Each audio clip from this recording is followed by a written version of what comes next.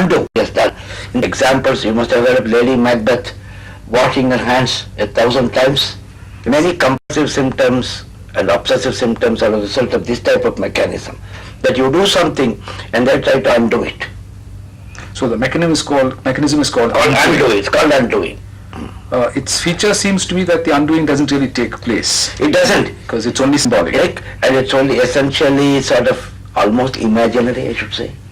But it's a defense mechanism then, because perhaps for the person involved it does provide some relief from anxiety. For the person involved, it reduces the anxiety. In fact, undoing usually is resorted to whenever there's a strong guilt feeling.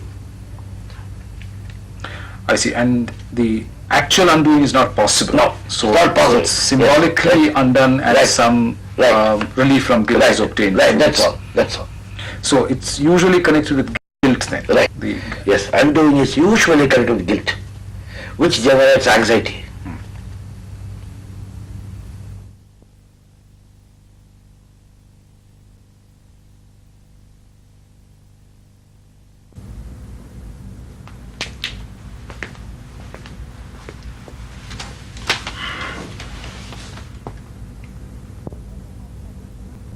Of our interview have been announced. Have I been selected? No, you haven't been selected. Have you been selected? No, I too have been selected. That is surprising. Yes, it is. But then who was interested in this interview? In this episode, we've seen two persons who run into an obstacle or a disappointment and then pretend it won't something that really disappointed them.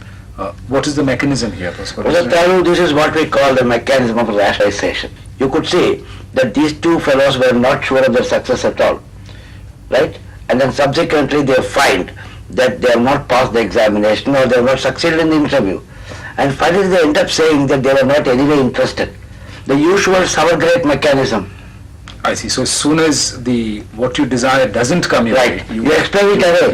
You explain it away. This is what's called rationalization. Substituting a subjective logic for an objective logic. That is explaining away. Right. Explaining away, yes.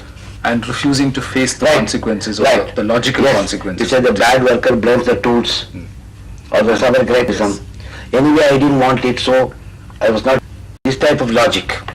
Now, it reduces anxiety then by trying to convince oneself that perhaps the frustration isn't very severe. Right, one has not really failed and still gives the hope that one had tried you and really tried you would have got it.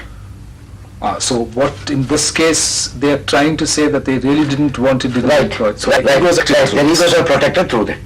So this is why it's a mechanism, a defense mechanism. Right. It's quite subtle, but it obviously performs a very important function. Right.